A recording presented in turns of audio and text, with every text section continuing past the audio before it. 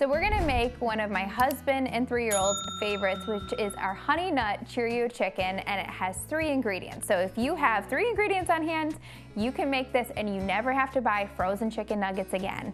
So I just have some chicken breast, some honey nut Cheerios, and some honey, and that's all you need. So you could technically do this with any kind of cereal or any kind of crunchy coating that you want. And what I'm gonna do is I'm gonna move our chicken over just for a minute, and I'm going to take our cereal in a Ziploc bag and I'm gonna pound it out using a meat pounder. And you don't have to get this perfect, but what you do want is you wanna get it kind of crushed up, almost like a breadcrumb texture or consistency. Is consistency a good word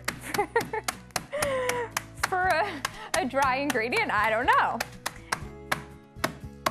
This is one of those recipes that you can have your kids or your husband make with you, and it's a lot of fun. So I didn't really measure out the cereal. You can just kind of eyeball it to see, will this coat all of the chicken? But I think I have about 2 cups of cereal in here. So let's say you have some leftover cereal, then this is a really good way to use it up as well. So you can see I have a few little pieces of Cheerios still, and that's okay. What is important is to have some of the coating that's fine enough to grab onto the chicken when you coat it. Then in another bowl, I'm gonna do about a cup of honey. And what I like about using honey is you don't need to use raw egg whites at all. So if you have an egg allergy in your house, honey is the perfect way to get the coating to stick onto the chicken. And it gives a lot of flavor as well. So I have my 2 coatings there. I'm just gonna go ahead and cut up this chicken. And I use kitchen scissors or kitchen shears to cut my chicken. I don't use a knife and a cutting board. First of all, you only get one thing dirty this way, but also it's just quicker and easier.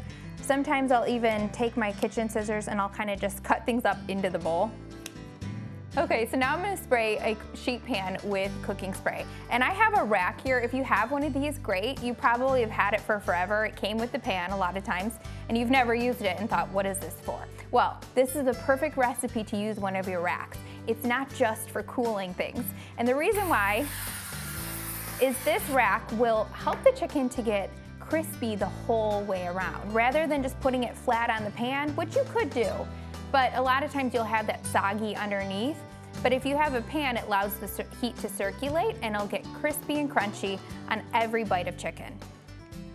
So now I'm gonna start by coating the chicken, and you can do a few pieces at a time.